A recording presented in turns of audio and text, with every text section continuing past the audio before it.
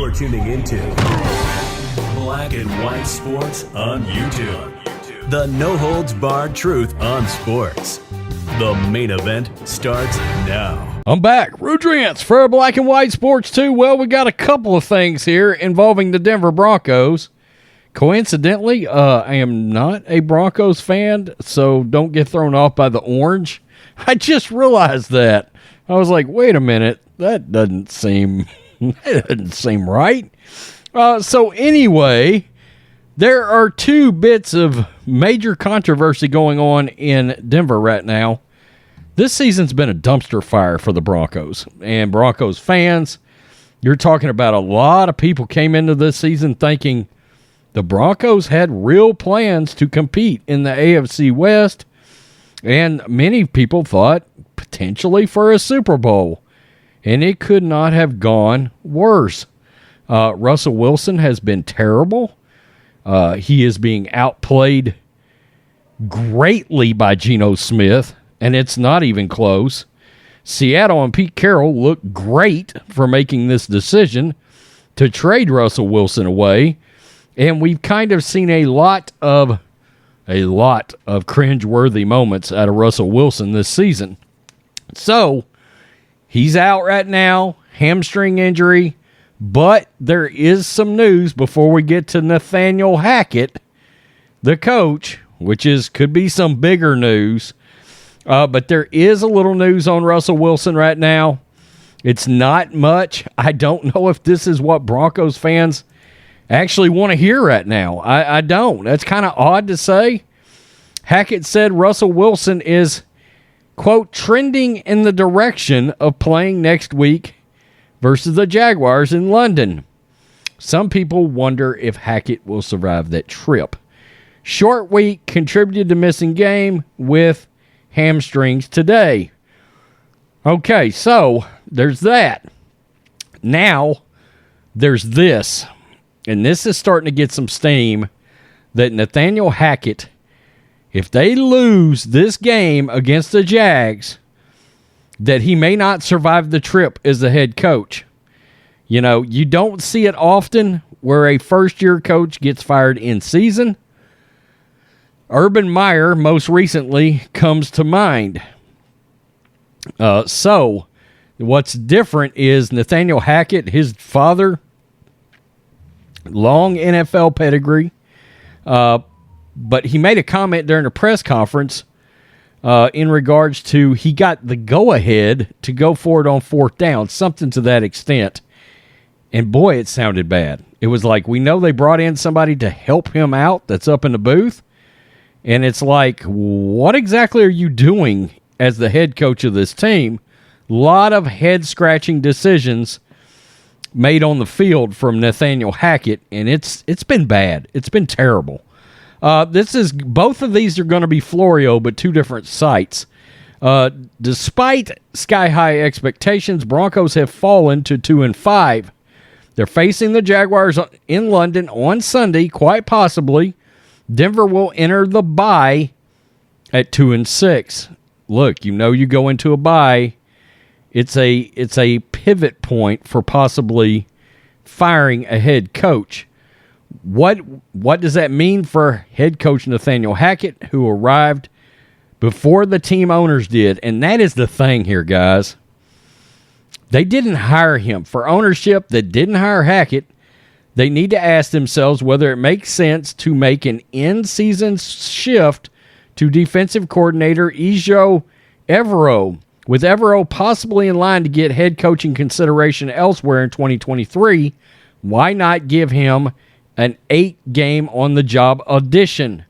If they're already thinking about parting ways with Hackett after the season, why not do it as the bye week arrives with 9 games remain to be played?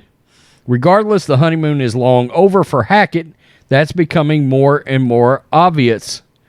Hackett seemed salty at the start of his post-game press conference on Sundays, after Sunday's 16-9 loss to the Jets, when he asked about the team's struggles on offense. Quote, "I'm sick of being up here saying the same thing over and over again. The opportunities are there. At this point, we have to take them. There's no excuses. We've been in every single game. We have to win these games as a team, offense, defense, everybody.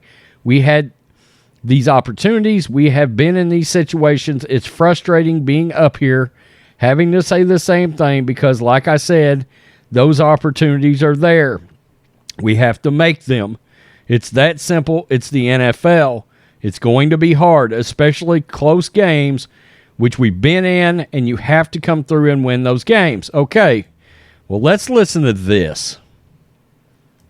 Is the seat that hot for Nathaniel Hackett already? I know it's been a brutal start for Denver going into London, and coaches, there have been many that, needed to get their own flight home from there. What do you think on that? Well, what I know is they have a group of owners who did not hire Nathaniel Hackett, and the Walmart crowd, they are smart, they are rich, and they are ruthless.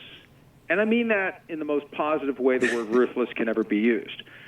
They are not going to make anything other than a calculated strategic business decision about what to do with Nathaniel Hackett. And, one of the things that I've heard from people I respect in the league, the idea of compounding mistakes by not admitting them and acting on them. Hey, we made a mistake here. What do we do? Well, let's double down on it so we don't look bad, so we don't have to admit that we made a mistake. The smartest and the most properly functioning football teams will, the moment they acknowledge making a mistake, set about the process of rectifying it. And I think if they would lose to the Jaguars on Sunday, they really have to ask themselves, is Nathaniel Hackett a guy that can develop into a great head coach, or have we seen enough to know that he's the latest in, and I've got a chapter in Playmakers that gets into this. It's basically the Peter Principle, and that started as satire in the late 60s. The concept. Okay, well, that's enough of that, but you get the point. He definitely could be on the hot seat already, and he's saying, look, and this is a big deal. This is a big component of this. The fact that this ownership group did not hire Hackett, I mean, they don't have to wait. I mean, the Walmart crowd that bought this, they're printing money as quick as they can make it, okay? A buyout, any remaining on the contract, it is literally nothing for this ownership group. Nothing. And you have to wonder if they're aggressive. When you're an aggressive owner, you admit we made a mistake, boom. Let's just move on right there. And look, I genuinely believe the following.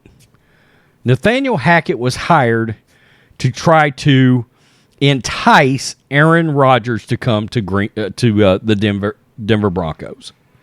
I truly believe that. We remember there was speculation heavily that Denver was going to be the team that Aaron Rodgers was going to leave Green Bay for, and Nathaniel Hackett was part of that equation.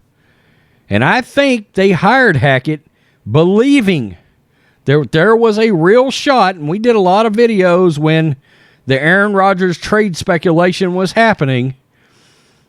A lot of videos involving Denver. When they did not get Aaron Rodgers, they pivoted to Russell Wilson.